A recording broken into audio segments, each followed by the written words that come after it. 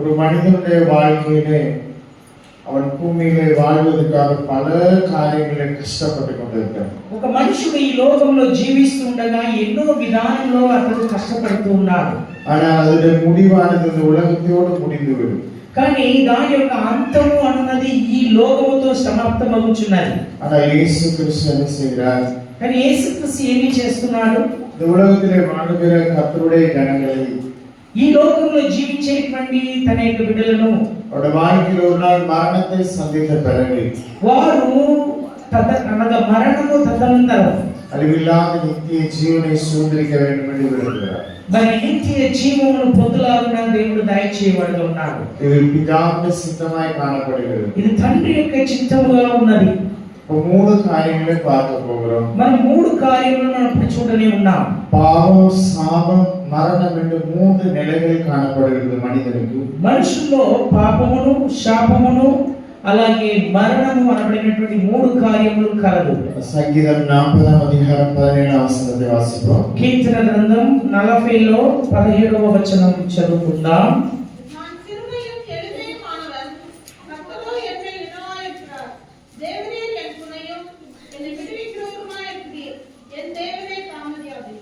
నేను శ్రమ పాలైతిని, ప్రభువా నన్ను తలంచుకొనుచున్నాడు. నాకు సహాయము నీవే, నా రక్షణకర్త నీవే, నా దేవా ఆలస్యము చేయకుము.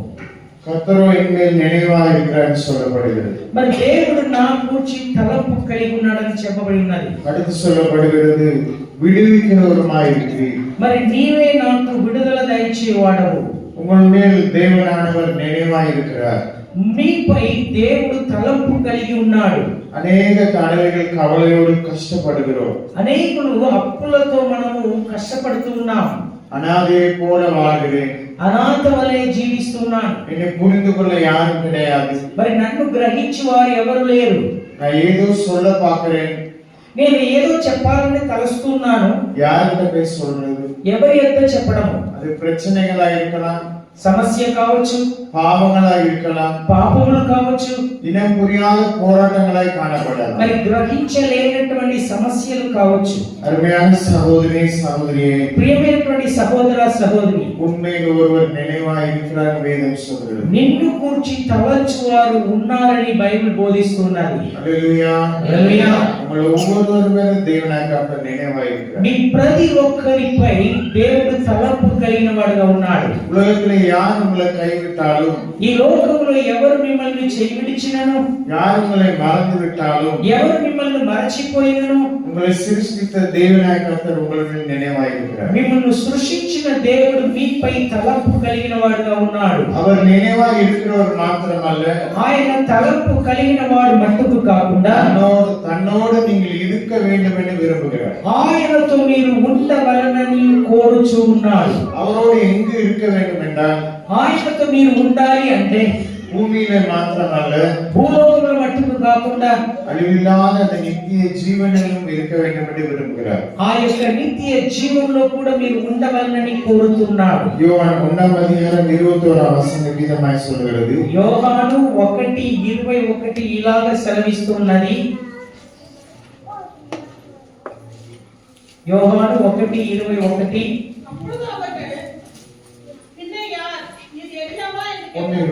மத்தேயு 1:21.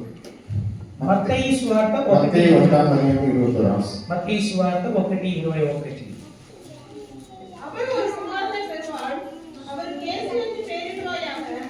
ஏனெனில் அவர் தமது ஜனங்களின் பாவங்களை நீக்கி அவர்களை ரட்சிப்பார். ఆయన యొక్క కుమారుడు కరును, తన ప్రజలకు వారి పాపం నుండి ఆయనే రక్షించును కనుక ఆయనకు యేసు అని పేరు పెట్టును అన్నాడు. உலகத்தில் இயேசு கிறிஸ்து பிறந்த பொழுது, ఈ లోకంలో యేసుక్రీస్తు జన్మించినప్పుడు உலகத்தில் பல காரியங்களை பேசி இருக்கிறார்கள், எழுதி இருக்கிறார்கள். ఈ లోకంలో ఎన్నో కార్యములు రాయబడి ఉన్నది, మాట్లాడడం జరిగి ఉన్నది. ஆனால் வேதத்தில் எழுதப்பட்டிருக்கிறது, కానీ పరిశుద్ధ గ్రంథమందు రాయబడి ఉన్నది, அவர் தமது ஜனங்களின் பாவங்களை நீக்கி அவர்களை ரட்சிப்பார். ఆయన తన జనముల యొక్క పాపముల నుండి వారిని రక్షించును.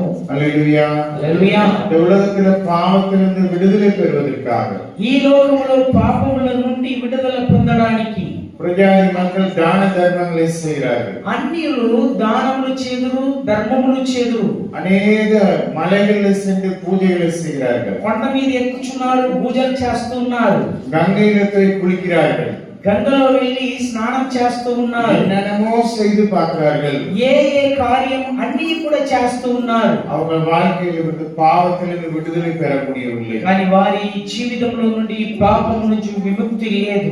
அவர் அறியாத ஜனங்கள், ఆయనని ఎరుగని వారు. ஆனால் அவர்கள் என்ன தெரிகிறது என்றால் பாவம் என்று ஒன்று இருக்கிறது தெரிகிறது. కానీ వారిలో ఒక గ్రహింపు కలదు, పాపము నాలో ఉన్నది అని.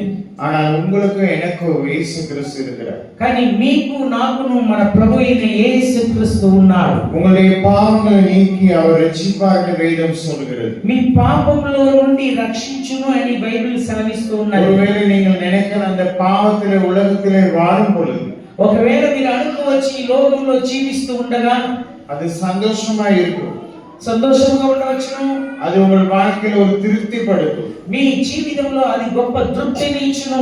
ஆனால் உலகத்துல உங்களுக்கு எந்த பிரச்சனையும் இருக்காது. అయితే ఈ లోకంలో మీకు ఏ సమస్య ఉండదు. ஆனால் மரணத்துக்கு பின்பதாக நீங்கள் நரக ஆக்கினைக்கு போவீர்கள். అయితే మరణము పిదప నరక అగ్ని గుండములోనికి వెళ్ళుదురు. அது யாராலும் உங்களை காப்பாற்ற முடியாது.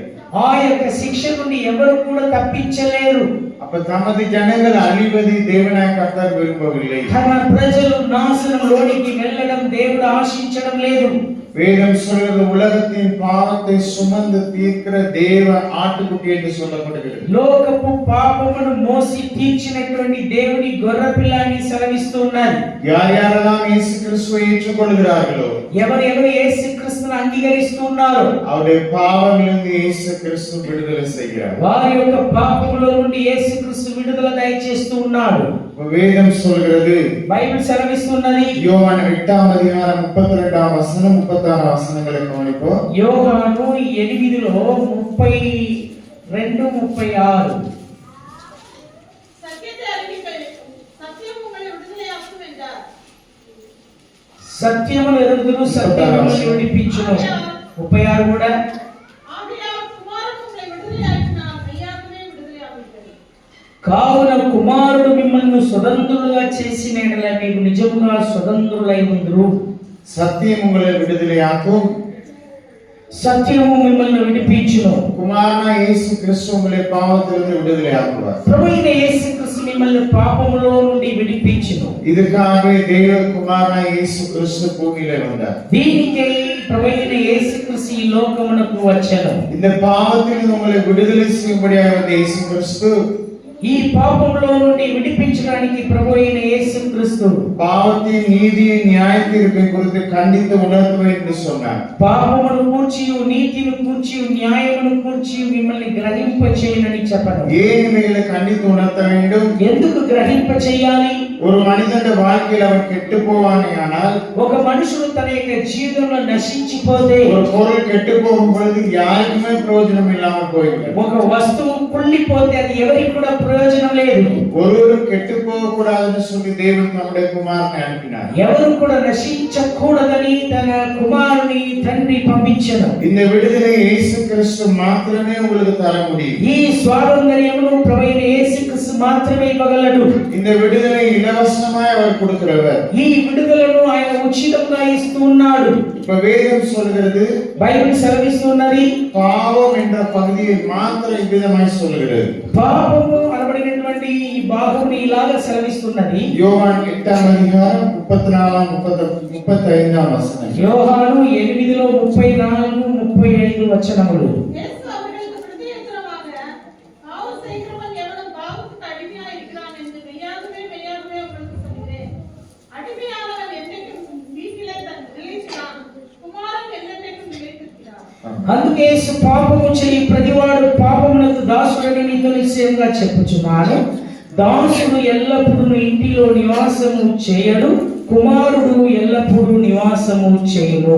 பாவம் என்ன செய்யும் என்று சொல்லி இயேசு கிறிஸ்து தெளிவாய் சொல்லியிருக்கிறார். పాపము ఏమి చేయుచున్నదని ప్రభువైన యేసు స్పష్టంగా చెప్పి ఉన్నాడు. இதுக்கு அடுத்து பாவத்தை பத்தி பார்ப்போம். దీని తర్వాత పాపమును గురించి చూద్దాం. இந்த பாவம் என்ன செய்யும்னு சொல்லி இருக்கிற காரியத்திலே ఈ పాపము ఏమి చేయుచున్నదని చెప్పేటప్పుడు பாவம் செய்கிற எவனும் பாவத்துக்கு அடிமையாக இருக்கிறான். పాపం చేయు ప్రతివాడును పాపమునకు దాసుడై ఉన్నాడు. servant of sin என்று சொல்லப்படுகிறது. మరి పాపమునకు దాసుడు.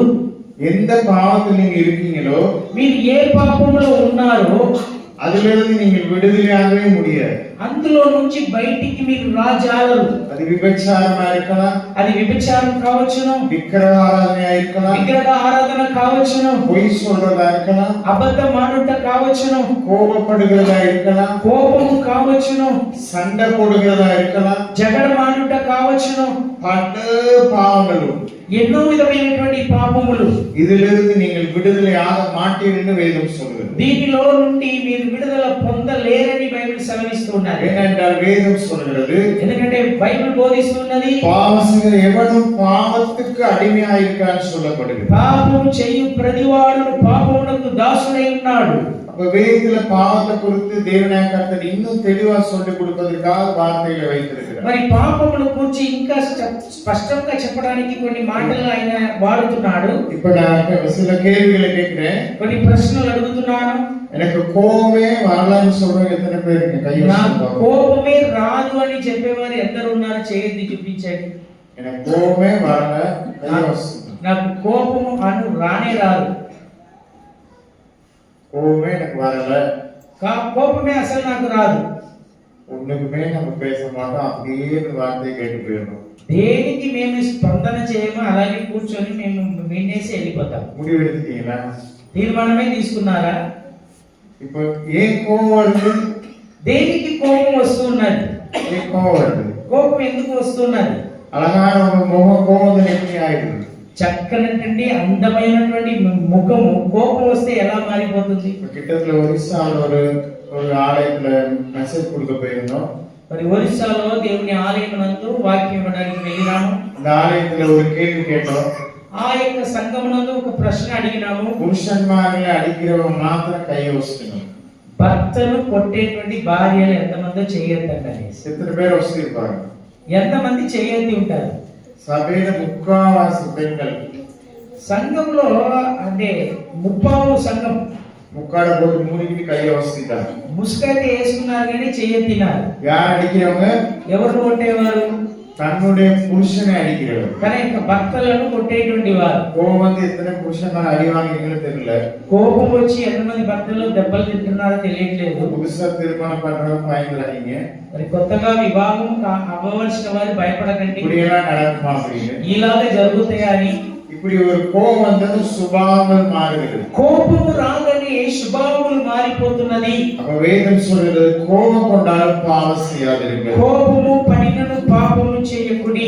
தம்பியோட சண்டை, తమ్ముడితో జగడం, தங்கச்சோட சண்டை, చెల్లెతో జగడం, அம்மாவோட சண்டை, అమ్మతో జగడము, பக்கத்து வீட்டோட சண்டை, పక్కన వారితో జగడము, சபையில வந்து எல்லாத்தோடய சண்டை, సంఘంలో వచ్చి అందరితో జగడాలి, பஸ்ல போனா பக்கத்துல உள்ளவங்களோட சண்டை, బస్సులో వెళ్ళేటప్పుడు పక్కన వారితో జగడము. எல்லாம் மூஞ்ச அப்படியே முறைச்சுக்கிட்டு இருக்கிறோம். అంటే ముఖమును మనము అంటే ఉర్రును పెట్టుకొని ఉన్నాం. அழகா சிருஷ்டித்து இருக்காரு ஒவ்வொருவரையும். చక్కని వారుగా ప్రతి ఒక్కరిని దేవుడు సృష్టించి ఉన్నాడు. நீங்க திருமணத்திற்கு எடுத்த படத்தையும் మరి వివాహ దినమనందు మీరు తీసుకున్నటువంటి ఫోటోను, கோபம் வர்ற நேரம் எடுத்து படத்தை ரெண்டே வச்சு பாருங்க. కోపం వచ్చేటప్పుడు ఒకసారి మనము అంటే సెల్ఫీ తీసుకుని ఆ ఫోటోని చూడండి. எப்படி இருக்கும்? ఎలా ఉంటది? எப்படி இருக்கும்? ఎలా ఉంటుంది? படம் எடுத்து பாருங்க. ఒకసారి ఆ యొక్క ఫోటో తీసి చూడండి. இப்படி வேதத்தில் நிறைய பாவங்களை குறித்து சொல்லப்படுகிறது. బైబిల్ గ్రంథంలో ఇలాంటి పాపముల గురించి చెప్పబడి ఉన్నది. சரி, இன்னொரு கேள்வி கேக்குறேன். మరొక మాట అడుగుతున్నాను. சினிமா பாக்குறது பாவமா இல்லையா? సినిమా చూడటము పాపమా లేదా? கார்ட்டூன் பாக்குறது பாவமா இல்லையா? కార్టూన్ చూడటం పాపమా లేదా? பொம்மை படமா சொல்றாங்க. కార్టూన్ இன்னும் பேச மாட்டோம், ఏమి మాట్లాడము, என்னமா சொல்லிட்டு போ, நான் டைம் போயிடும். ఏదో చెప్పేసి వెళ్ళండి, మా టైం కావాలని మేము వెళ్ళిపోతాం. சரி, ஒரு வார்த்தை சொல்லுங்க, பாவமா இல்லையான்னு சொல்லுங்க. పాపమా లేదా చెప్పండి? సినిమాలు చూస్తాను. பாவம். పాపం. ரைட். இப்ப பாவம்னு தெரிஞ்சுக்கிட்டு சினிமா பார்க்கறது என்னது? పాపమని తెలిసినా కూడా సినిమాలు చూడవచ్చునా? అదే என்னது? అది ఏంటది? అదే என்னது? చూడవచ్చునా? అదే என்னது? అది ఏంటి? అది பதில் சொல்ல மாட்டீங்களா? அதிக பாவம், சிறு பாவம் அப்படி கிடையாது. நீங்க பிசாசாவே மாறிட்டீங்க. మీరు దయ్యముగానే మారిపోతున్నారు. పిశాసుకి என்ன இல்ல? దయ్యంకి ఏమీ లేదు. ఆది, ఆత్మ, శరీరం, మనసాక్షి నాలుగు கிடையாது. ఆత్మ, ప్రాణము, శరీరము, మనసాక్షి ఈ నాలుగు కూడా ఉండదు. எல்லாம் டாக்கா போயிடும், இருளா போயிடும். అన్ని కూడా చీకటిగా మారగలదు. இதே போல ஒவ்வொரு பாவங்களில் நீங்கள் இருக்கும் பொழுது, ఇలాగా ప్రతి ఒక్క పాపములలో మీరు వెళ్ళినప్పుడు நீங்க குருடாக்கப்படுவீர்கள். మీరు గుడ్డివారుగా మారుతున్నారు. இன்னொரு கேள்வி கேட்கிறேன், சினிமாவில் நடிக்கிறவங்க தொழில் என்ன? அது தொழில் మరి ఆ యొక్క యాక్టర్ గా ఉండేటువంటి వారి యొక్క వృత్తి ఏమిటి? என்னது? వాళ్ళ యొక్క వృత్తి ఏమిటి தெரியுமா? తెలుసునా?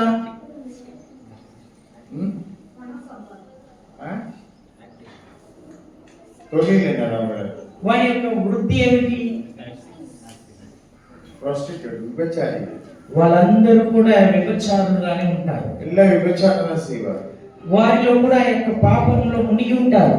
கஞ்சா அமீன் அடிச்சுட்டு விபச்சாரம் தான் செய்வார். గంజాయి, అభిను, అలాగే ఆ యొక్క మద్య పదార్థాలు వారు తీసుకొని వ్యభిచరిస్తుంటారు. வேதத்துல சொல்லப்படுகிறது இயேசு கிறிஸ்து பல நாமங்கள் உண்டு. ప్రభువైన యేసునకు ఎన్నో నామములు కలదు. அது ஒரு நாமம் பரிசுத்தர். అందులో ఒక నామము పరిశుద్ధుడు. இந்த உலகத்துல நிறைய தெய்வங்கள்னு சொல்றத ஜனங்கள் சொல்றாங்க. ఈ లోకంలో ఎందరో దేవుళ్ళు కలరు. இந்த பரிசுத்தம்ன்றது வேற எதுக்குமே பயன்படுத்த முடியாது. ఈ పరిశుద్ధం అన్నది ఏ దాన్ని కూడా మనము చాటి అనగా పోల్చి చెప్పలేము. நீங்களும் நானும் ஆராதிக்கிற இயேசு கிறிஸ்து மாத்திரமே మీరు இந்த பரிசுத்தத்தை உடையவராய் இருக்கிறார். మీరును నేనును ఆరాధించేటువంటి యేసుక్రీస్తు మట్టుకే పరిశుద్ధుడై ఉన్నారు. இந்த விபச்சார பாடலையும் சினிமாவை பார்த்துவிட்டு అలాంటి విభచారి యొక్క పాటను సినిమాను చూస్తూ இந்த இயேசு கிறிஸ்துவாகிய பரிசுத்தரை యేసుక్రీస్తు అనబడినటువంటి పరిశుద్ధుని நாம் தொழுது கொள்ள முடியாது. మనం ఆరాధించలేము. ஓசியா 4:12 வாசிப்போம். హోషేయ 4:12 చూచినప్పుడు எந்த ஆவியில இருக்கீங்கன்னு எழுதப்பட்டிருக்கு. ఎటువంటి ఆత్మ కలిగిన వారని వ్రాయబడి ఉన్నది. ஓசியா 4:12. హోషేయ 4:12 నా జనులు తాము పెట్టుకొనిన కర్ర యొక్క విచారణ చేయుడు, తమ చేతి కర్ర వారికి సంగతి తెలియచేయును. వ్యభిచార మనసు వారిని త్రోవ తప్పింపగా వారు తమ దేవుని విశ్వసించి వ్యభిచరించురు.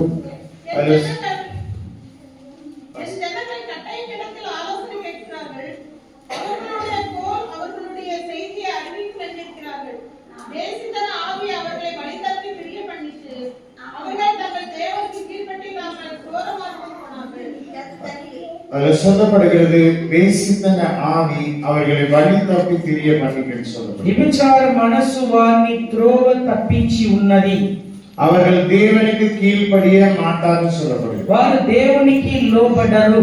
இந்த ஆவி உங்களுக்குள்ள வந்துருச்சுன்னா நீங்க தேவனுக்கு கீழ்ப்படியவே மாட்டீங்க. ఈ ఆత్మ మనలో వచ్చిన ఎడల మనం దేవునికి లోబడము, கீழ்ப்படியவே முடியாது, లోబడలేము.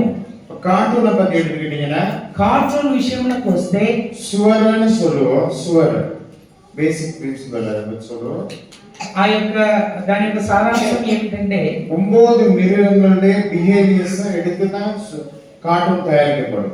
9 జంతువుల యొక్క స్వభావమును సారాంశంలోనే కార్టూన్ అన్నది తయారు చేయబడుతున్నది. அதுல இருக்கு நிறைய மிருகங்கள், 9 மிருகங்கள், சில மிருகங்கள் பாம்பு, குரங்கு, யானை அப்படின்லாம் இருக்கு.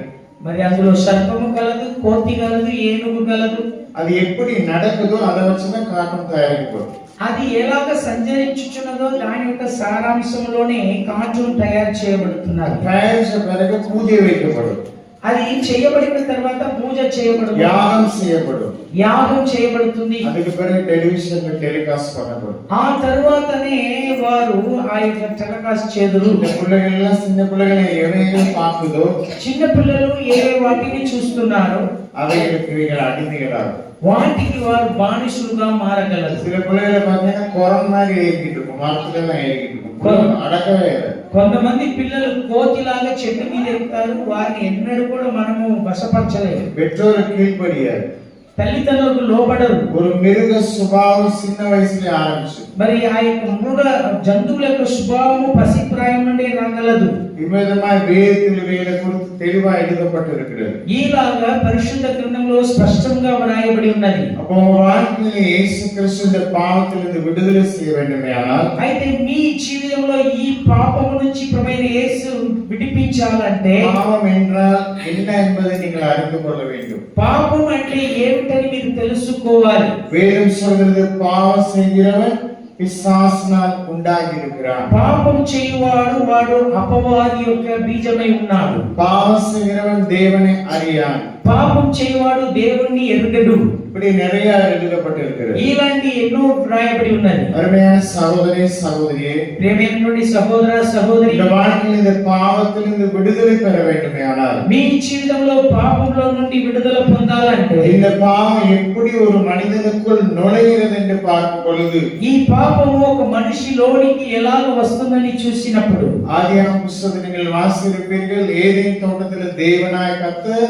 நன்மை தீமை அறியத்தக்க விருட்சத்தை உண்டாக்கினார். ఆదికాండములో మీరు గమనించినట్లయితే యెహోవా దేవుడు మంచి చెడు తెలివినిచ్చు ఆ యొక్క వృక్షమును ఏదెన్ తోటలో ఉంచినాడు. இப்ப நம்ம எதை பார்க்க போறோம் அப்படின்னா, ఇప్పుడు మనం దేన్ని చూడనే ఉన్నాం? ஒரு மனிதனுடைய வாழ்க்கையில பாவம் அவனுக்குள் நுழைகிற பகுதி. ఆ యొక్క పాపము ఒక మనిషిలో ఎలాగ జొరవ తీసుకుంటున్నది.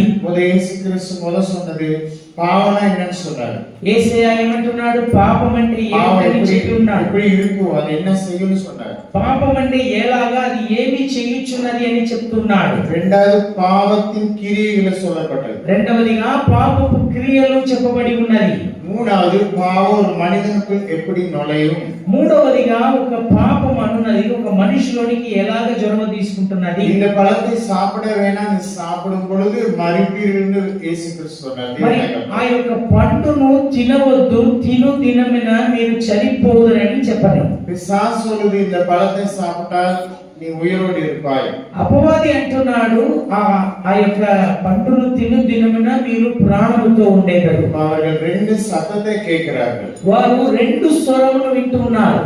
முடிவெடுக்கிற பகுதி உங்கள்ட்ட கொடுத்துருவாரு. తీర్మానం తీసుకునేటువంటి భాగం మీ చేతిలో ఉంటది. அதுல தலையிடவே மாட்டார். దానిలో ఆయన ఏం జొరవ తీసుకోడు. சொல்லி கொடுத்துருவாரு, నేర్పిస్తాడు. முடிவு உங்க கையில இருக்கு. తీర్మానం మీ చేతిలో ఉంటుంది. அப்ப நீங்க தான் முடிவு எடுக்கணும். మీరే తీర్మానం తీసుకోవాలి. ஆதாம் ஏவாள் முடிவெடுக்கிறார்கள். ఆదామును హవ్వాను తీర్మానం తీసుకుంటున్నారు. பிசாசுடைய சத்தத்துக்கு செவி கொடுத்து అపవాది యొక్క ఆ యొక్క మాటకు లోబడి அந்த பழத்தை பறித்து சாப்பிடுகிறார்கள். ఆ పండును తీసి తింటున్నారు. தேவனுடைய தோட்டத்திலிருந்து துரத்தப்படுகிறார். దేవుని యొక్క తోటలో నుంచి తరిమి వేయబడుతున్నారు. இதுதான் பாவம் ஒரு மனிதனுக்குள் நுழைகிற பகுதி. ఇదేనండి పాపము ఒక మనిషిలోనికి వెళ్ళే అనగా జొరవ తీసుకునేటువంటి వీధి. அருமையான சகோதரி சகோதரியே, ప్రియమైనటువంటి సహోదర సహోదరి, வாழ்க்கையில் ஏன் இவ்வளவு பாடுகள் வந்தது? జీవితంలో ఎందుకు ఇన్ని శ్రమలు? ஏன் இவ்வளவு தவித்து கொண்டு இருக்கிறாய்? ఎందుకు ఇంతగా తప్పిస్తూ ఉన్నాం? ஏன் இவ்வளவு அழுகிறாய்? ఎందుకు ఇంతగా ఏడుస్తూ ఉన్నాం? உன்னை ஏதோ ஒன்று பண்ணி கொண்டிருக்கிறது என்ன என்று புரியவில்லை. నిన్ను ఏదో కొన్ని కార్యము నిన్ను ఏదో చేస్తున్నది కానీ ఏమేమి తెలియడం లేదు. உள்ளத்துல சந்தோஷம் கிடையாது. హృదయంలో సంతోషం లేదు. ஒரு இயந்திர வாழ்க்கையை போல வாழ்கிறாய். ఒక మిషనరీ జీవితం చేస్తూ ఉన్నాం. கணவனோடு உனக்கு சந்தோஷமா இருக்க முடியவில்லை. భర్తతో సంతోషంగా లేని పరిస్థితి. பிள்ளைகளோடு இருக்க முடியவில்லை. పిల్లలతో లేని పరిస్థితి. எல்லா சூழ்நிலைகளிலும் எப்பொழுதும் வேதனை நிறைந்த ஒரு வாழ்க்கை. ప్రతి రీతిలో కూడా బాధాకరమైనటువంటి జీవితము. நீ இந்த பிசாசின் சத்தத்தை கேட்டபடியா, మీరు అపవాది యొక్క స్వరం వింటున్నారు కాబట్టి, நீ எடுத்த தவறான முடிவு நிமித்தமாய் మీరు తీసుకునేటువంటి తప్పుడు తీర్మానమును బట్టి உங்களுடைய வாழ்க்கையில வேதனைகள் பெருகிக் கொண்டே இருக்கிறது. మీ జీవితంలో బాధలు పెరుగుతూ ఉన్నది. நிறைய வாலிப பிள்ளைகள் என்ன செய்வாங்க, అనేక యవన బిడ్డలు ఏం చేస్తారు, இவன் பார்த்து அழகா நடிகனை போல இருக்கிறான், అయితే ఇతడు అంటే ఆ యొక్క యాక్టర్ వలె ఉన్నాడు, அவன் தலைமுடியெல்லாம் செம்மறியாட்டு முடி மாதிரி இருக்கு. వాని యొక్క ఆ యొక్క జుట్టని కూడా ఆ యొక్క మరి గొర్రె జుట్టు వలె ఉన్నది. அவன் பைக்ல வரணும் எவ்வளவு அழகா இருக்கு. వాడు బైక్ లో ఎంత చక్కగా అర్థంగా వస్తున్నాడు. அவன் எனக்கு கிடைத்தால் நலமா இருக்கும். వాడు నాకు దొరికితే బాగుంటుంది, கிடைக்கிறான். దొరుకుతున్నాడు. கட்டின பிறகு ఆ పెళ్ళైన తర్వాత அப்புறம் எரும மாடு மாதிரி తర్వాత దున్నపోతు వలె அப்புறம் మారిపోతున్నాడు. பிரச்சனை வருகிறது. ఆ తర్వాత సమస్యలు వస్తున్నాయి. இவனை கட்டினதுக்கு ஒரு எரும மாடை கட்டிக்கிட்டோம். వీటిని కట్టడం బదులుగా ఒక బర్రెను కట్టుకుంటే బాగుంటుంది. இவளை கட்டினதுக்கு ஒரு எரும மாடை கட்டிக்கிட்டோம். మరి జీవను కట్టడానికి బదులు ఒక బర్రెను కట్టుకుంటే బాగుంటుంది. இவன் முந்தி எவ்வளவு அழகா இருப்பான். ముందుగా ఎంత అందంగా ఉంటుందో தேனே தென்றலேன்னு வர்ணிச்சிருப்பீங்க. మరి నా తేను నా యొక్క మరి అనేసి వారు ముద్దులాడతారు. ஐயோ தாஜ்மஹால் போயிட்டு நின்று படமா எடுத்திருப்பான். తాజ్ మహల్ వెళ్తారు, అక్కడ వెళ్ళేసి వారు అంటే ఆ యొక్క ఫోటోలు సెల్ఫీలు అన్ని తీసుకుంటారు. எஸ்எம்எஸ் அனுப்புவான், காட்டெல்லாம் போட்டு அனுப்புவாங்க. ఎస్ఎంఎస్ లో ఎలాగ వస్తుందంటే హార్ట్ వేసేసి దానిలో ఒక அந்த బాణం ஹார்ட் వస్తుంది. போடுறதுல ஒரு அம்பு சேர்த்து அனுப்பியிருப்பாங்க. ఆ యొక్క హార్ట్ ఉంటుంది, దాని మధ్యలో ఒక బాణం ఉంటుంది. உன்னை அம்பு மாதிரி ஒரு நாள் குழந்தை ఒక దినాన ఆ బాణము లాగే నిన్ను చీట్ చేస్తాడు. கட்டிக்கு பாடுற பாடி కట్టిన తర్వాత పడేటువంటి పాటలు சொல்லவே முடியாது. చెప్పడం వీలు కాదు. சில பிள்ளைகள் தற்கொலை செய்து கொண்டாரு. కొంతమంది ఆత్మహత్య చేసుకుంటున్నారు. சில பிள்ளைகள் சொல்லி என்கிட்டயும் பழகினா இன்னொருத்தையும் பழகுறாரு. మరి ఈమె అంటుంది వీడు నాతోనే ఉన్నాడు, ఇంకొకరితో సంబంధం ஏன் పెట్టుకున్నాడు. இப்படி நடக்கிறது?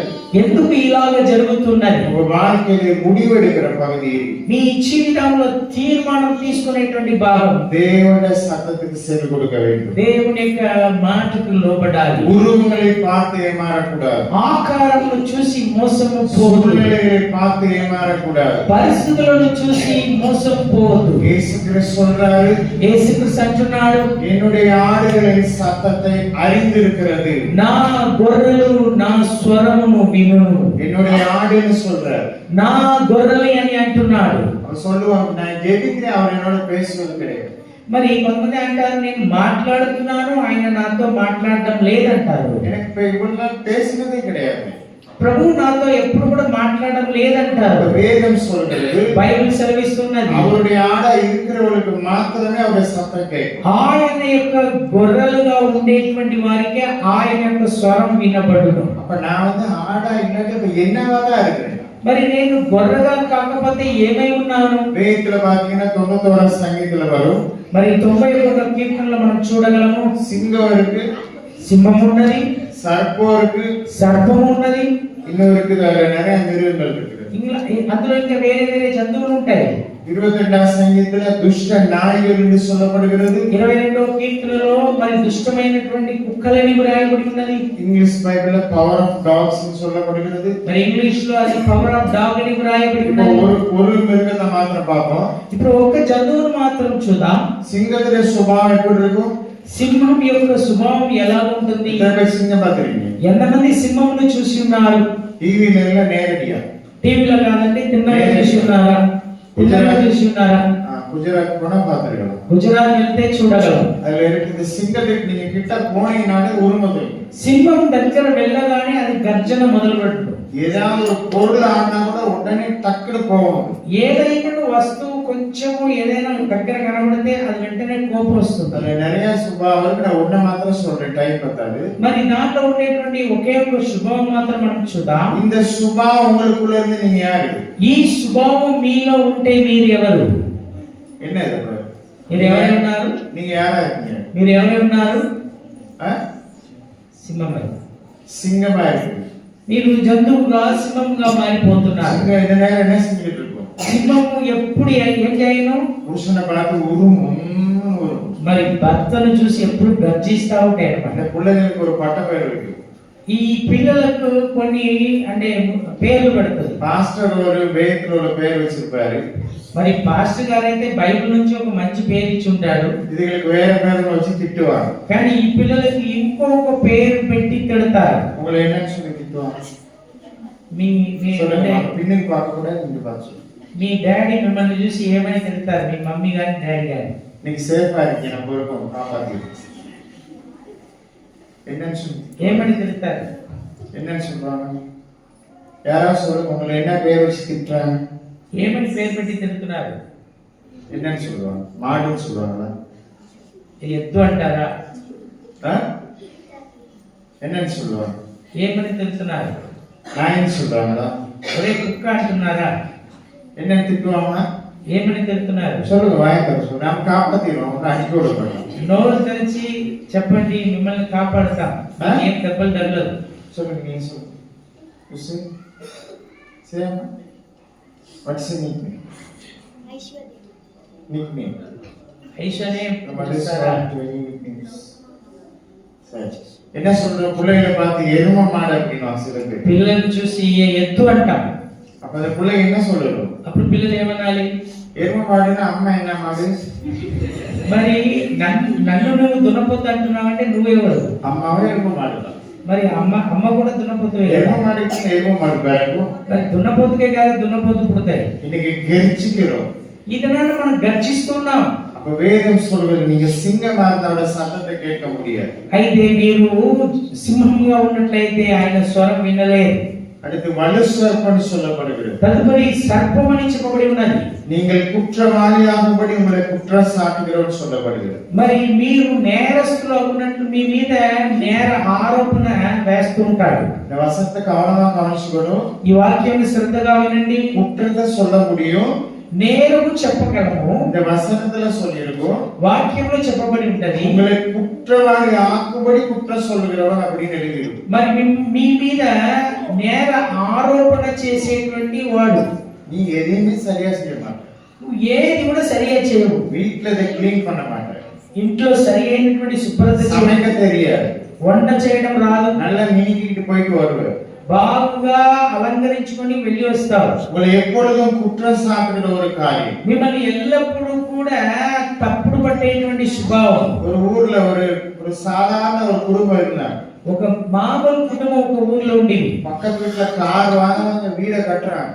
మరి పక్కన అయితే కారు కొంటున్నారు, ఇల్లు కడుతున్నారు. இந்த అమ్மா காலையில வேலைக்கு போகும்போது அந்த கார் வீடெல்லாம் பார்ப்பாங்க. ఈ అమ్మగారు ఉదయం వెళ్ళేటప్పుడు ఆ కారు చూస్తుంది, ఇల్లును చూస్తుంది. பக்கத்து வீட்டுல ஒரு இதை பார்ப்பாங்க. పక్కనే ఇంటి వారిని చూస్తారు. நேரா புருஷன்கிட்ட வருவாங்க. తిన్నగా భర్త దగ్గర వస్తారు. நீ ஒரு ஆம்பளையாடா, నీవు ఒక మగవాడేనా? அங்க பாரு அவன் கார் வாங்குறான், అక్కడ చూడు అతను కారు కొని, அங்க பாரு வீடு கட்டுறான், అక్కడ ఇల్లు కడుతున్నాడు, அங்க பாரு தங்கத்தை வாங்கி கொடுக்குறான். బంగారం కొంటున్నాడు. நீ என்னடா பண்ணிட்ட? నువ్వు ఏం చేసి ఉన్నావు? இவன் அழுகுறான். ఈడు ఏడుస్తున్నాడు. நான் என்னடி செய்ய சொல்ற? అరే నన్ను ఏం చేయమంటావు? நீ கட்டு, வீடை வாங்கு, నువ్వు కారు కొను, ఇల్లు కట్టు. நான் எங்க போயிட்டு வாங்க, నేను ఎక్కడ పోయి తీసుకోవాలి? என்னமா செஞ்சு தொலை அப்படின்ற. ఏదైనా చేసి సాగు. அப்புறம் சொல்றான், நான் எங்க வெளிநாட்டுக்கு போயிடுறேன் அப்படின்னு போறான். ఏడైనాను నేను విదేశానికి వెళ్తాననేసి அங்க వెళ్తున్నాడు. போய் கஷ்டப்பட்டு பணத்தை அனுப்புறான். అక్కడ వెళ్ళేసి కష్టపడి డబ్బును పంపిస్తున్నాడు. இந்த அம்மா பெரிய வீடு ஒன்று கட்டு, ఈ అమ్మాయి అయితే పేద ఇల్లు కడుతున్నది, பெரிய கார் ஒன்று வாங்கு, పేద మంచి కారు ఉంటున్నది, கையில எல்லாம் கோல்ட மாட்டிக்கு, చేతిలో బంగారం ఉందా వేసుకుంటున్నాడు. கார்ல அப்படி வெளியே கையை வச்சுட்டு தான் போகும். కార్లు అయితే ఆ బంగారం కనబడలేక బయట చేయబడుతుంది. சர்ச்ல போனா அடிக்கடி தலையை சொரியும். మరి చర్చికి వెళ్తే తరచుగా వాళ్ళు ఇలా గోకుంటూ ఉంటారు. చింగి చిక్కాంది చైన్ ఆడు, ఎందుకంటే ఇక్కడ ఉండేటువంటి ఆ యొక్క గాజులని கஷ்டப்பட்டுக்கிட்டு అక్కడేమో కష్టపడుతున్నాడు, சாப்பிடாம తినక சின்ன ரூம்ல படுத்துக்கிட்டு చిన్న రూమ్ లో పడుకొని. ஒரு நாள் இங்க வர்றான், ఒక దినం దగ్గరికి వస్తారు, ஒரு நாள் வந்து ஜெபிக்க வர்றார். వచ్చి ప్రార్థన చేయడానికి వస్తే ஜெபிக்கும் பொழுது ప్రార్థన చేసేటప్పుడు கர்த்தர் ஒரு காரியத்தை காண்பிக்கிறார். దేవుడు ఒక కార్యం చూపెడుతున్నాడు. நிறைய பெண்களுடைய முகம் தெரிகிறது, చాలా మంది యొక్క స్త్రీల యొక్క ముఖం కనబడుతున్నది. பட் அவங்க என்ன வெறும் லேடிஸா தெரியுது, என்ன பண்ணிட்டு வந்தவரு? మరి ఏంటి మొత్తం లేడీస్ ముఖంలో కనబడుతున్నాయి? தெரியாதா பிரதர் உங்களுக்கு? మీకు తెలియదా బ్రదర్ గారు? அது உங்களுக்கு தெரியாதா பிரதர்? అది మీకు తెలియదా? సింగపూర్లో ఫిలిప్పైన్స్ కుట్టిగా இருக்காரு. సింగపూర్ లో ఇలాంటి అంటే ఆడపిల్లలు ఉంటారు, வெள்ள வெள்ளேன்னு இருப்பாரு, తెల్లగా ఉంటారు. நம்மோட மாதிரி இல்ல, మన ఊరు వలె కాదు, இது கருப்பாரு. ఇది నల్లగా ఉన్నది. அதுகிட்ட போயிட்டு பணத்தை கொடுத்து அதோட இருக்கிறது. మరి అక్కడ డబ్బులు ఇచ్చి అక్కడ అనే వాళ్ళు సౌకర్యంగా ఉంటారు. வாழ்க்கையை முடிந்து போய்விட்டு వాడి జీవితమే అయిపోతుంది. விபச்சாரிகிட்ட போய் சிக்கிட்டான். వ్యభిచారి దగ్గర ఇరుక్కుపోయాడు. ఇది ఎங்க இருந்து தோணுச்சு? ఇది ఎక్కడి నుంచి ప్రారంభము? எங்க இருந்து தோணுச்சு? ఎక్కడి నుంచి ప్రారంభము? எங்க இருந்து தோணுச்சு? ఎక్కడి నుంచి ప్రారంభము? உங்க கண்ணு ஒண்ண பாக்குது. మీ కన్ను ఒకదాన్ని చూస్తున్నది. அது மாதிரி நானும் வர வேண்டும். అలాగా నాకు కావాలి. இது பரலோகத்துல தேவ சமூகத்துல முதல் தோணுது. మరి పరలోకంలో దేవుని సన్నిధానం అనేది ప్రారంభమైనది. கேருபு என்று ஒருவன் காணப்படுகிறான். కేరుబుగా ఒకడు ఉన్నాడు. தேவ தூதரோட உயர்ந்தவன். దేవదూతల కంటే హెచ్చైన వాడు. அவன் எப்பொழுதும் தேவனுக்கு பணிவிடை செய்கிறவன். వాడు ఎప్పుడు కూడా దేవునికి పరిచారం చేయవాడు. அவன் பார்க்கிறான் தேவனாய கர்த்தரை. వాడు చూస్తున్నాడు దేవాది దేవుణ్ణి. எல்லாரும் அவரை பார்த்து பரிசுத்தன்னு சொல்றாங்க. అందరూ ఆయనని పరిశుద్ధులు పరిశుద్ధులని పొగుడుతున్నారే. எல்லா சாட்சியா உலகம் முழுவதும் இவர்தான் எங்களை சுகப்படுத்தினார். మరి అందరూ సాక్ష్యంగా చెప్పుకుంటున్నారు ఈయనే మాకు స్వస్థత ఇచ్చాడు. புகழப்படுகிறவர் மகிமை நிறைந்தவர் எல்லா பேரும் அவர்தான் வந்துட்டு. మరి మహిమయు ఘనతయు అన్ని కీర్తి ఆయనకే వస్తున్నదే. அதே மாதிரி நானும் மாறணும். అలాగే నేను మారాలి. நீ வீட்டுல போய் ஏசாயா 14 அதிகாரத்தை வாசிங்க. నీ ఇంటికి వెళ్ళి యేషయా గ్రంథం 14 చదివి அவன் చూడండి. சிந்தனையை நினைக்கிறான். వాడు ఆలోచనలో ఇలా తలంపు కలిగి அவனை ఉన్నాడు. தேவனாய கர்த்தர் தள்ளி விடுகிறார். ఆయనను దేవుడైన యెహోవా త్రోసిపుచ్చుతున్నాడు. அவர்தான் இன்னைக்கு பிசாசாய் காணப்படுகிறார். వాడే ఈ దినాన లూసిఫర్ గా అపవాదిగా ఉన్నాడు. அப்போ உங்க வாழ்க்கையிலே பாவம் எப்படி வருகிறது என்று சொல்லப்படுகிறது. మీ జీవితంలో పాపం ఎలా వస్తున్నది? இந்த பாவத்துக்கு காரணமான பகுதியை பார்க்க போறோம் அடுத்து.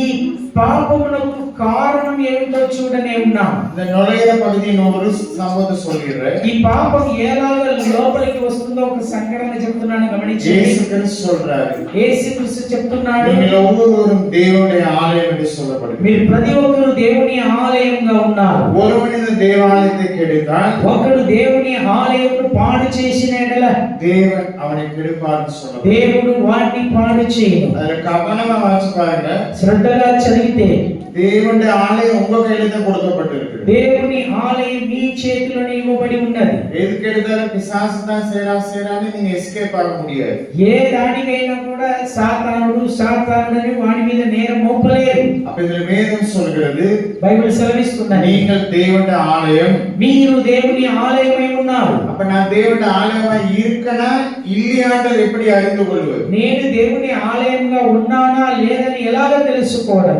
முடிவெடுக்கிற பகுதி, తీర్మానం తీసుకునేటువంటిది. சகல முடிவெடுக்கிற பகுதிகளும் ప్రతి తీర్మానం తీసుకునేటువంటి భాగము தேவனிடத்தில் இருக்குமே. ஆனால் దేవునికి అప్పగిస్తే நீங்கள் தேவனுடைய ஆலயமா இருக்கிறீர்கள். దేవుని ఆలయమై ఉన్నారు. ஹல்லேலூயா. உங்களுடைய எல்லா முடிவும் அவர்ட்ட கையில இருந்துச்சுன்னா நீங்க தேவனுடைய ஆலயம். తీర్మానం తీసుకునేటువంటి భాగమును దేవునికి ఇస్తే మీరు దేవుని ఆలయంగా ఉన్నారు. முடிவெடுக்கிற பகுதி நீங்க கையில வச்சுக்கிட்டீங்கன்னா, తీర్మానం తీసుకునేటువంటి భాగమును మీరు బాధ్యత తీసుకుంటే கல்லர் குகை என்று வேதம் சொல்லுகிறது. ఇది దొంగల గుహగా బైబిల్ బోధిస్తున్నది. இது கல்லருடைய குகை அப்படின்னு சொல்லப்படுது. మరి దొంగల యొక్క గుహగా ఉన్నది. இதுக்குள் பிசாசு இருப்பான். దాని లోపల దయ్యములు சமாதானம் இருக்காது. సమాధానం ఉండదు. அழிவுகள் தான் இருக்கும். నాశనమే ఉంటుంది. எத்தனை பேர் கரையான் புத்து பார்த்திருக்கீங்க? మరి ఎంతమంది చెదల పుట్టను చూసి ఉన్నారు? கரையான் புத்து பார்த்து చెదల పుట్ట. இந்த கரையான் புத்து அது அந்த வீடை கட்டி முடிச்ச பிறகு யார் அதுல இருக்கா? ఆ చెత్తల పుట్ట కట్టబడిన తర్వాత దానిలో వచ్చి ఏది కూర్చుంటది? கோப்ரா வந்து అంటే ఆ యొక్క పాము కూర్చుని ఉంటది. இப்ப கட்டினது யார் கட்டினது? దాన్ని కట్టినది ఎవరు? கரையானா கஷ்டப்பட்டு கட்டினது. చెదలు కష్టపడి కడతది. ஆனா கட்டி முடிச்சோன்னு வந்து இது வந்து இருக்கு. కట్టిన తర్వాత ఇది వచ్చి కూర్చుంటది. இப்ப இந்த கரையா செஞ்ச தவறு என்னது? ఆ చెదలు చేసిన తప్పులు ఏమిటి? என்னது? ఏమిటది? சீக்கிரமா சொல்லுங்க, டைம் இருக்கு. టైం లేదు, తొందరగా చెప్పాలి. అది చేసిన పని ఏమిటి? என்ன தவறு செஞ்சு கூப்பிட்டுச்சாரு? అది ఏం పామును పిలిచిందా? ரெண்டு பேரும் பேசிக்கிட்டு உள்ளுக்கு வாங்க அப்படின்னு கூப்பிடுச்சா? ఇద్దరు బాగా మాట్లాడుకొని నువ్వు లోపల రా అని పిలిచిందా చెదలు? அது என்ன செஞ்சு அவருடைய வாசலை கொஞ்சம் பெருசா வச்சு கட்டி, దాని యొక్క ద్వారం పెద్దగా పెట్టేస్తుంది. அது தேவனுடைய சிருஷ்டிப்பு அப்படிதான். దేవుని యొక్క సృష్టి అదే. ஆனா அது வாசலை பெருசா கட்டின பிறகு பாம்பு உள்ளுக்கு வந்து, దాని యొక్క గుమ్మము పెద్దగా పెడుతుంది, పాము ఈజీగా లోనికి. அதுக்கு வாசல் எவ்வளவு பெருசா வைக்கணும்? చెదలకు ఎంత కావాలి? கரையான் எவ்வளவு பெருசு? చెదలు ఎంత ఉంటాయమ్మా? சின்னது அந்த அளவு வாசம் இல்ல. ఇంత ఇంత ఇంతే గుమ్మం ఉన్నాయా? பாம்பு உள்ள போறேன். ఇంత ఉన్నాయి అనుకోండి, పాము అసలు. అదే పోల உங்களுடைய வாழ்க்கையில అలాగా మీ జీవితంలో చిన్న తమరు செஞ்சீங்கன்னா, ఒక చిన్న తప్పు చేస్తే உள்ளுக்கு இந்த வலுசர்ப்ப பிசாசு உள்ளுக்கு வந்துடும். లోపల హఠసర్పమైనటువంటి సాతాను దేవుని ఆలయమా இருக்கவே இருக்காது. ఇది దేవుని ఆలయంగా ఉండగలదు. அப்ப அடுத்து என்ன பார்க்க போறோம்னா, తదుపరి మనం ఏం చూడనున్నాం? பாவம் நுழையறதுக்குரியான ரீசனை பார்க்க போறோம். పాపము లోపల రావడానికి కారణములు. యాకోబు 1వ అధ్యాయం 14 వచనం. యాకోబు 1:14-15 వచనాలు. நான் முதல் பகுதியை சொல்றேன். దాని మొదటి భాగం చెప్తున్నాను. அவனவன் தன் சுய இச்சையினாலே இழுக்கப்பட்டு என்று சொல்லப்படுகிறது. ప్రతివాడును తన స్వకీయమైన దురాశ చేతని వ్రాయబడి ఉన్నది. ఓన్ లస్ట్ అని சொல்லப்படுகிறது. சுய இச்சை என்று சொல்லப்படுகிறது. మరి దురాశ. ஒரு அக்கா நல்ல சாரி உடுத்திட்டு வராங்க சபையில. ఒక అక్క గారు మంచి చీర కట్టుకొని వస్తున్నది. எல்லாரும் அந்த அக்காவை பாக்குறாங்க. మరి అందరూ ఆ అక్కని చూస్తున్నారు. இன்னொரு அக்கா என்ன செய்றாங்க, வந்து கேக்குறாங்க, எங்க வாங்க சாரியே. మరి ఇంకొక అక్క అడుగుతున్నది, ఈ చీర ரொம்ப அழகா చాలా బాగుంది. நீ ரோட்ல சிங்கி சிக்கான்னு போறன்னு எல்லாரும் பாக்குறாங்க. మీరు రోడ్లో జింగి చిక్కాని వెళ్ళేటప్పుడు అందరూ చూస్తున్నారు. இவ்வளவு அழகா இருக்கு, ఎంత చక్కగా ఉన్నది. அடுத்து விலையை கேட்பான். விலை எவ்வளோ, తర్వాత ఎంత రేటు, இந்த கடையில வாங்கின 3வது வந்துரும். ఏ దుకాణంలో తీసుకున్నావు, அடுத்த అడ్రస్ கேட்பான், ఎங்க இருக்கு சொல்லு. తర్వాత అది ఎక్కడ ఉంది. நேரா புருஷன் கிட்ட போயாச்சு. తిన్నగా భర్త దగ్గర, முதல் சாரி வாங்கி வை, నాకు ముందుగా శారీ కావాలి, நீ என்ன செஞ்சாலும் வாங்கி கொடுத்துரு, నువ్వు ఏమైనా చెయ్యి, నాకు శారీ కావాలి. வீட்டுல நீங்க சமையலே நடக்காது. ఆ దినంలో వండలేదు. இவர் என்ன செய்வாரு, எங்கேயாவது போயிட்டு பணத்தை வாங்கிட்டு வந்து ఈయన ఏం చేస్తారంటే ఏడన్నా వెళ్ళేసి డబ్బు తీసుకొని, இல்லாம அடுத்தனைக்கு சிங்கி சிக்கான்னு சபைக்கு வந்து మరుసటి వారం మీ అమ్మ జింగి చిక్కాని వచ్చి నిలబడతాయి. இதெல்லாம் அடுத்தவங்களை பார்த்து பார்த்து செய்யுது. ఇవన్నీ కూడా ఇతరులను చూసి చేయడం. இதான் பிரச்சனை போகிற இடம்னு வேதம் சொல்லுது. ఏ సమస్య యొక్క ప్రారంభమని బైబిల్ బోధిస్తున్నది. சுய இச்சை என்று சொல்லப்படுகிறது. దురాశని వ్రాయబడి ఉన్నది. இந்த சுய இச்சை உங்களை என்ன செய்யுமா, స్వకీయమైన దురాశ ఏం చేస్తుంది, இழுக்கும் என்று சொல்லப்படுகிறது. మిమ్మల్ని ఈడ్చును, அப்படியே உங்களை இழுக்கும். మిమ్మల్ని ఈడ్చును. சிலது பாத்தீங்கன்னா பூர்வத்தனை வெட்டிட்டு இது வாங்கிடுவார். మరి కొంతమంది ఈ యొక్క కనుబొమ్మను తీసేసి ఏదో రాసుకొని వస్తున్నారు. ஏன்னா தேவனை கர்த்தர் இது டிசைன் பண்ணனா தவறா வாங்கிட்டார். మరి దేవుడు అక్కడ తప్పుగా రాసుకున్నాడంట. சிலது கையில நெயில் பாலிஷ் அடிச்சு, కొన్ని ఆ యొక్క నెయిల్ పాలిష్ కొడుతుంది. ஏன்னா அவர் கலர் பண்ணி அனுப்ப மறந்துட்டார். ఆయన కలర్ వేయడం మర్చిపోయినాడు. சிலது இங்க பூசிக்குவாரு, కొంతమంది ఈడ పూసుకొని వస్తారు, அது கலர் அடிக்க மறந்துட்டாரு. ఆయన కలర్ రాయడం మర్చిపోయినాడు. சிலருக்கு பாத்தீங்கன்னா இதுக்கு மேல விளையாட்டு இதுக்கிற கருப்பாரு, కొంతమందికి ఇక్కడ కంటే పైన తెల్లగా ఉంటది, இதுக்கு மேல வெள்ளையா இருக்கும், దీని మీద తెల్లగా ఉంటది. கரெக்டா மாதிரி கரெக்டா பாத்திருக்கீங்களா, அந்த நேரத்துக்கு ஒரு கலர் மாறிக்கிட்டு பச்சோந்திங்க சொல்லி ఊసర వెళ్ళాలి. ட்ரெஸ்ஸுக்கு ஏத்த மாதிரி கலர் மாறும், డ్రెస్సుకు తగినట్టు కలర్లు మారుతాయి. அப்ப வேதம் சொல்கிறது, బైబిల్ బోధిస్తున్నది, ஏதో உங்களை இழுக்கிறது, ఏదో మిమ్మల్ని ఈడుస్తున్నది.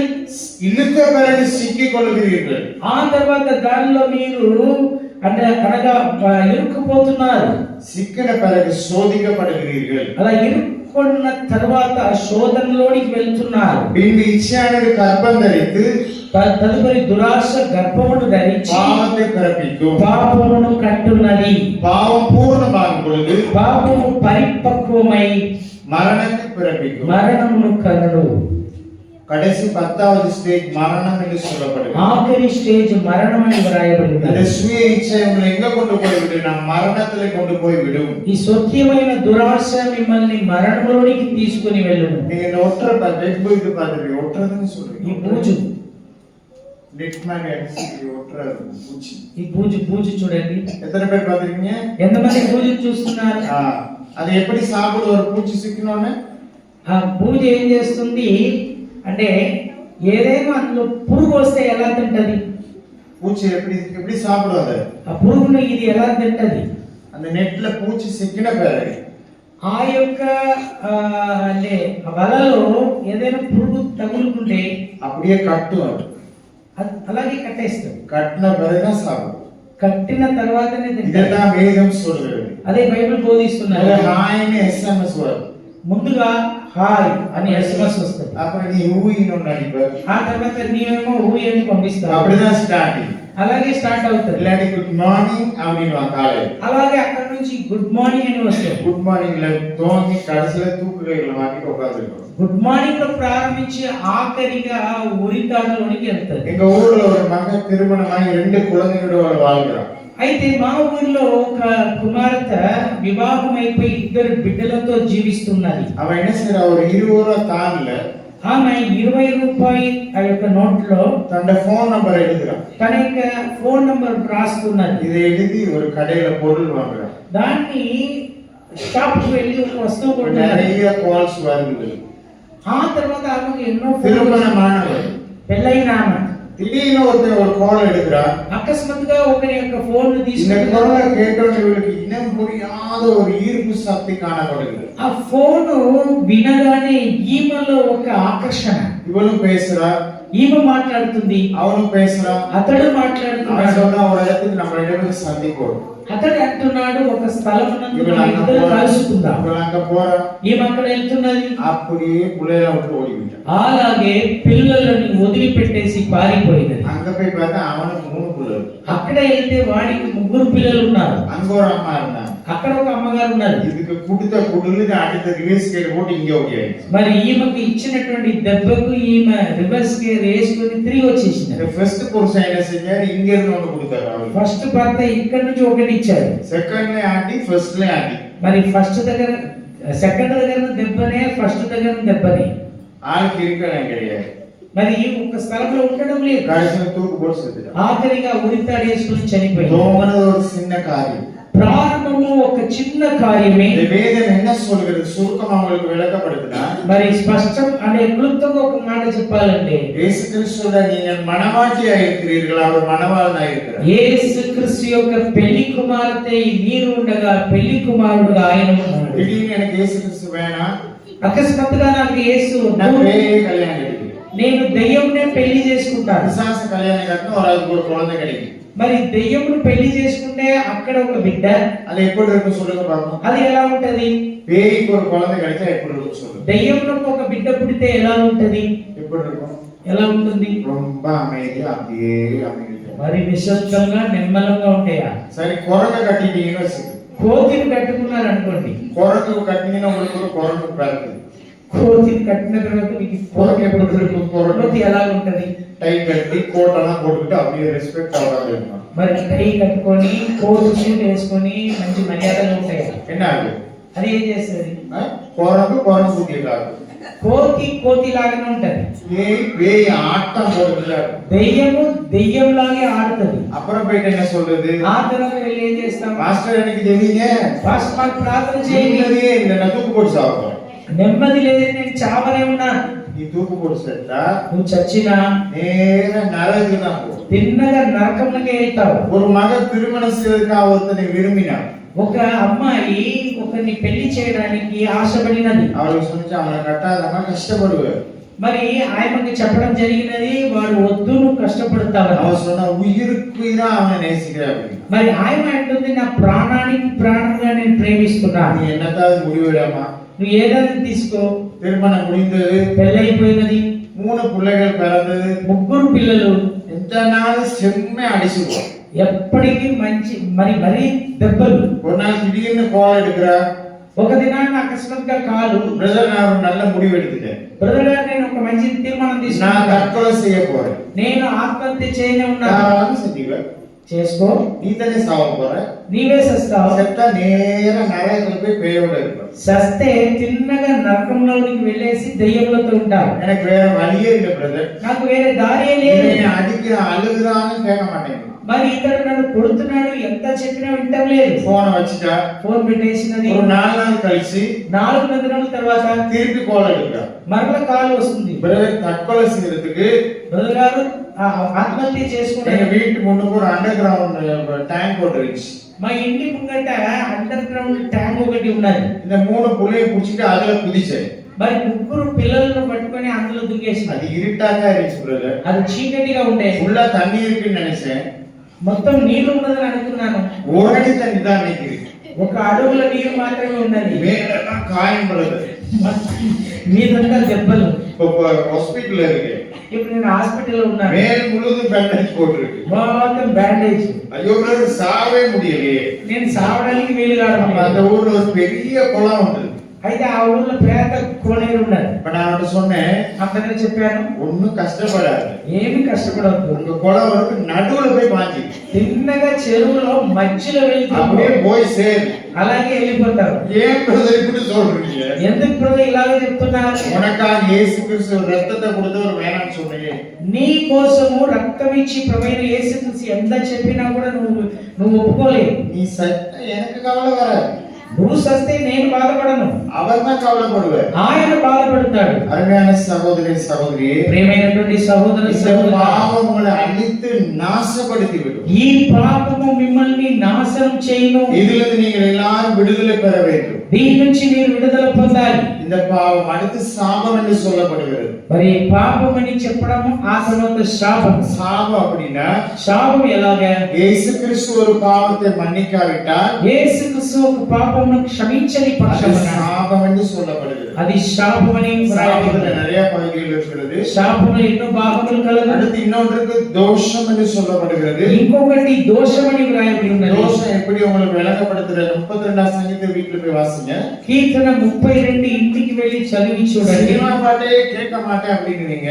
సినిమా పాటలే వినను అని అంటారు. நான் முடிவு எடுத்துட்டேன். నేను తీర్మానం తీసుకున్నాను. நீங்க பஸ்ல போற நேரம் మీరు బస్సులో వెళ్ళే సమయం நீங்க விரும்புற பாடு தோங்கும், முதல்ல தோங்கும். మీరు ఏ పాటను చాలా ఇష్టపడతారో முதல்ல மியூசிக் தோங்கும். స్టార్టింగ్ లో మ్యూజిక్ వస్తుంది. முதல்ல உங்க விரல் ஆடும், கடக் கடக்னு அடிக்கும். అప్పుడు మీ ఏలు మొదలు పెడుతుంది ఆటం. இந்த வயசு போன 80 வயசு உள்ளதே அடிக்கும், டங் டங் அடிக்கும். 80 ఏళ్ళు మొసలి కూడా ఏమంటారంటే డొక్కు అంటే மெதுவா அடிக்கும். அதுக்கு பிறகு மெதுவா மண்டையில அந்த பாட்டை அம்படுக்கும். అయితే ముందు వేలు ఆగుతాయి, ఆ తర్వాత మీరు హమ్మింగ్ చేయడం మొదలు పెడతారు. அதான் தோஷம். అదేనండి దోషం. அது முழுமையா அவளை விட்டு போகணும். అది మీ నుండి పూర్ణంగా వెళ్ళిపోవాలి. மிருகம் இறந்த இடத்தை நீங்க ஒழுங்கா கழுவாட்டி ஈ வந்துகிட்டே இருக்கும். మరి ఒక అపవిత్రత ఉండేటప్పుడు మీరు శుభ్రత చేయని పక్షాన ఈగ వాలుతా ఉంటారు. சுத்தமா அந்த பாவங்களை விட்டு நீக்கிடுவார். అయితే సంపూర్ణంగా మీ యందు నుండి పాపమును తొలగించగలరు. பாவம், சாபம், தோஷம், மரணம் என்று சொல்லப்படுகிறது.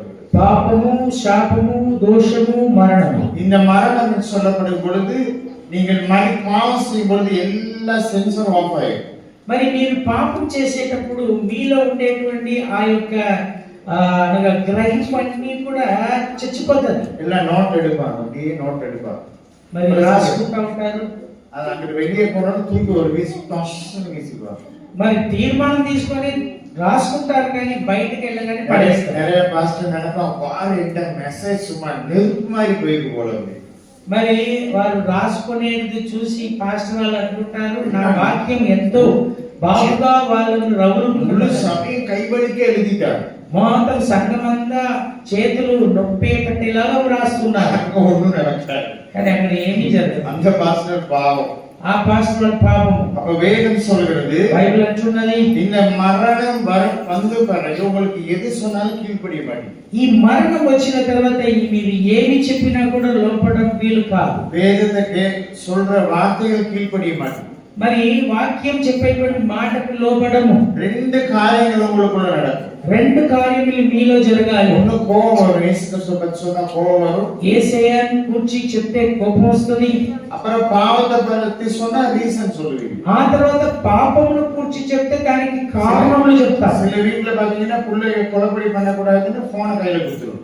మరి కొందరు పిల్లలు అల్లరి చేయవద్దనేసి వాళ్ళ చేతిలో ఫోన్లు ఇచ్చేస్తారు. சின்னதுல சினிமா பார்த்துக்கிட்டு చిన్న వయసు నుండి సినిమాలు చూడు. அப்ப வேதம் சொல்கிறது, బైబిల్ అంటున్నది, இந்த மரணத்திலிருந்து உங்களை விடுதலை செய்வார் இயேசு. ఈ మరణము నుండి మిమ్మల్ని విడిపించును. பாவம், சாபம், மரணத்திலிருந்து உங்களை இயேசு கிறிஸ்து விடுதலை செய்வார். అది పాపము, శాపము, మరణము నుండి యేసు మిమ్మల్ని విడిపించును. அடுத்த பகுதி என்ன அப்படின்னா, తదుపరి భాగము யோவான் 20ஆம் அதிகாரம் 31ஆம் வசனம். యోహాను 20లో 31వ వచనం. இயேசு தேவனுடைய குமாரனாய கிறிஸ்து என்று యేసు దేవుని కుమారుడైన క్రీస్తు అని நீங்கள் விசுவாசிக்கும்படியாகவும் మీరు నమ్మునట్లును விசுவாசித்து నమ్మి அவருடைய நாமத்தினாலே ఆయన నామమునందు நித்திய ஜீவனை அடையும்படியாகும் జీవము పొందునట్లును இவைகள் எழுதப்பட்டு இருக்கிறது. ఇవి వ్రాయబడను. இந்த வேதம் எதுக்கு எழுதப்பட்டிருக்கிறது?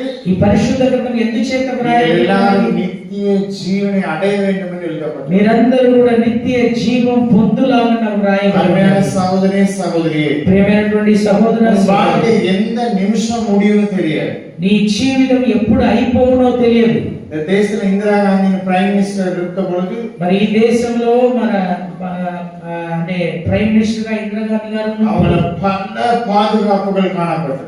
వారి చుట్టూ ఎన్నో విధమైనటువంటి భద్రత, ஆனால் பாதுகாக்கிறவர்களை சுட்டு கொலை செய்தார்கள். కానీ భద్రతకు నిలబడిన இந்த వారిని కాల్చి இந்த చంపేశారు. உலகத்தில் மரணத்தை தடுக்க யாராலும் முடியாது. ఈ లోకంలో మరణం నుండి తప్పించడానికి ఎవరికి వీలు எத்தனையோ కాదు. பேர் மரணத்துக்கு அவர்கள் மரணத்தை மேற்கொள்ள முடியவில்லை. ఎందరో మరణం నుండి వారు బయటికి జయించలేక ఉన్నారు. இந்த உலகத்தில் நிறைய தத்துவங்களை சொன்னார்கள். ఈ లోకంలో ఎన్నో వారు ఈ యొక్క వేదాంతమును చెప్పగలరు. லெனின் வந்தாரு, లెనిన్ వచ్చారు, கார்ல் மார்க்ஸ் வந்தாரு, కార్ల్ మార్క్స్ వచ్చారు, காந்தி வந்தாரு. గాంధీ గారు వచ్చారు. இப்படி பெரும் தலைவர்கள் மனுக்குலத்துக்காக வார்த்தைகளை சொன்னார்கள். ఈలాగా ఎందరో మానవ సమాజం కొరకు ఎన్నో నీతులు చెప్పినారు. மரித்தார்கள், திரும்பி ஒருவரும் வரவில்லை. మరణించినారు, తిరిగి ఎవరు కూడా తిరిగి లేవలేదు. ஆனால் இயேசு கிறிஸ்து சொன்னபடியே மரித்து மரணத்தையும் பாதாளத்தையும் ஜெயித்து மூன்றாம் நாள் உயிர் தெழுந்த தேவனாய் காணப்படுகிறார். కానీ యేసుక్రీస్తు మరణించి పాతి పెట్టబడి పునరుద్ధరణై మూడవ దినమున తిరిగి లేచాడు. அல்லேலூயா. நீங்களும் நானும் ஆராதிக்கிற தேவன், మీరు నేను ఆరాధించే దేవుడు சொன்னபடியே மரணத்தையும் பாதாளத்தையும் ஜெயித்து చెప్పినట్టు మరణమును పాతాళమును జయించి நீங்கள் பாவத்தில் அழியக்கூடாதுன்னு சொல்லி మీరు పాపంలో నశించకుండా தன்னுடைய சரீரத்தை ஜீவ பலியாக ஒப்பு கொடுத்து తన శరీరమును జీవ బలి యాగముగా అప్పగించి வெளியேறப்பட்ட ரத்தத்தை சிந்தி వెలలేని రక్తమును కాచి அந்த ரத்தத்தினால உங்களை கழுவி மீட்கும்படியாய் தேவகுமாரன் ఆ வந்தார். రక్తము చేత కడిగి విమోచించడానికి దైవ కుమారుడు వచ్చాడు. நீங்கள் திருவிருந்து எடுக்கும் பொழுது మీరు బల్ల తీసుకున్నప్పుడు இந்த மாம்சத்தையும் ரத்தத்தையும் பானம் பண்ணுகிறவன் ஜீவன் உடையவனாய் இருக்கிறார். ఈ మాంసమును రక్తమును తిని త్రాగువాడు జీవం కలవాడు. இந்த மாம்சத்தையும் ரத்தத்தையும் பானம் பண்ணுகிறவன் நித்திய ஜீவனை உடையவனாய் இருக்கிறான். ఈ మాంసమును రక్తమును తిని త్రాగువాడు నిత్య జీవం కలవాడు. இந்த உலகத்தில் உங்களை வேறு பிரித்து எடுத்தது நோக்கம் என்ன?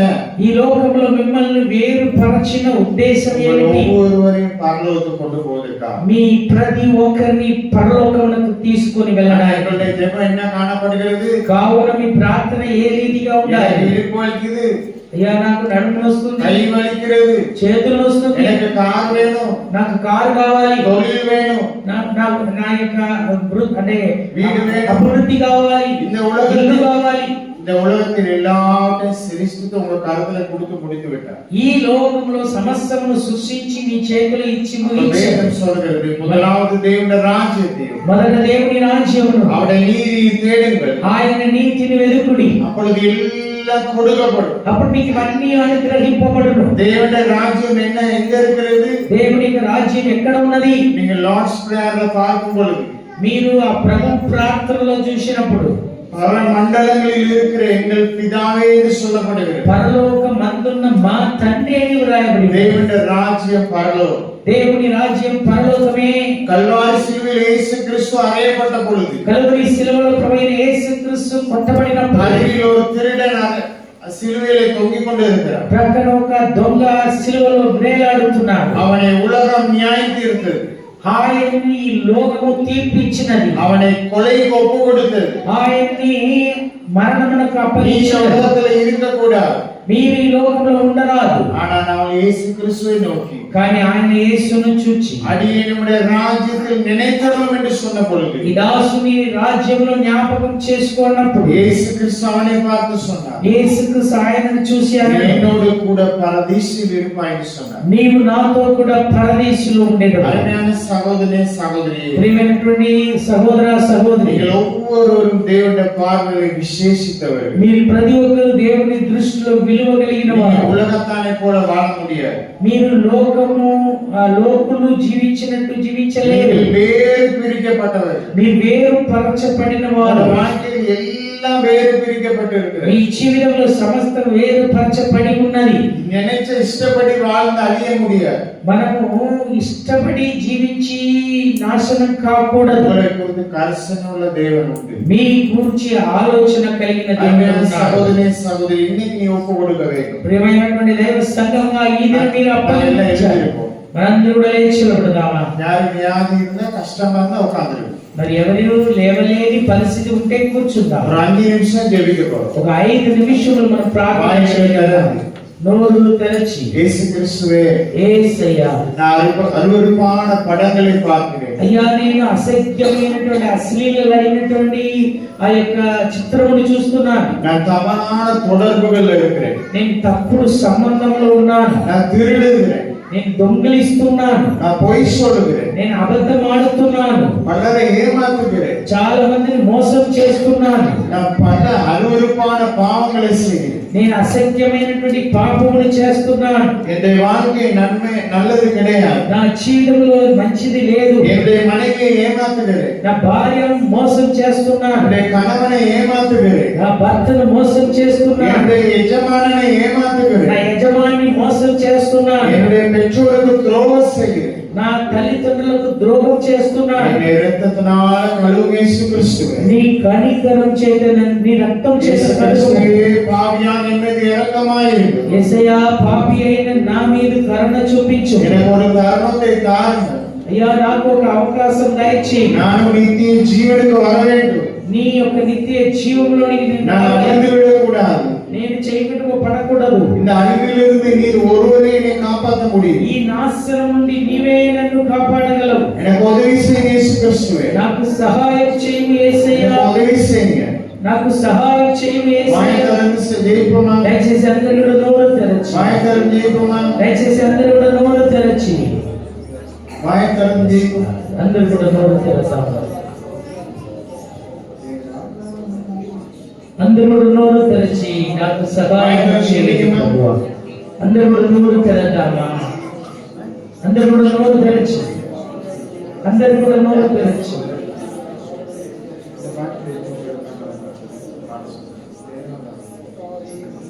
Anybody can Hindi song? யாருக்காவது ஹிந்தி பாட்டு பாட தெரியுமா? హిందీ పాట తేరా లహు బడా కిమ్తి హై ప్రభు. तेरा लाहू. తేరా లహు బడా కిమ్తి హై. யாருக்காவது ஹிந்தி பாட்டு தெரியுமா? ఎవరైనా ఈ పాట తెలిసిన వారు ఉన్నారా? யாருன்னா முன்னுக்கு வந்துருங்க. తెలిసినట్లయితే దయచేసి ముందర మీరు రావచ్చును. ஒருத்தர் இல்லையா? ఎవరు లేరు కదా? சரி, கொஞ்ச நேரம் செய்வீங்க, எல்லாரும் செய்வீங்க. కొంతసేపు అందరూ కూడా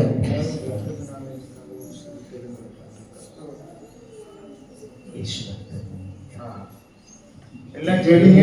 பாட்டு రక్తము రక్తము రక్తము యేసు రక్తము రక్తము రక్తము అమూల్యమైన రక్తము సర్వమైన రక్తము అమూల్యమైన రక్తము సర్వమైన రక్తము యేసు రక్తము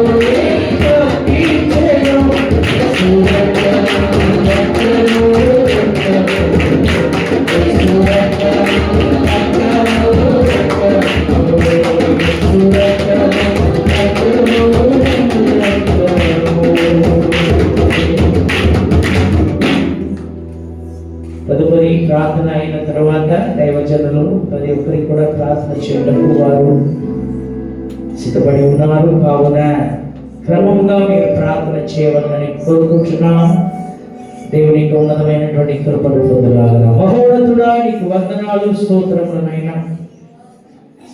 అయ్యా, మేము ఎలాంటి వారుగా ఉన్నామని ఒకసారిగా నీ సన్నిధానంలో మమ్మల్ని పరిశీలన చేయడానికి, నిజముగానే మేము ఏదో ఒక దశలో పాపులమే ఉన్నామనైనా, ఎక్కడో ఒక రీతిలో మేము అయ్యా పాపములో పడిపోవారుగా ఉన్నాం.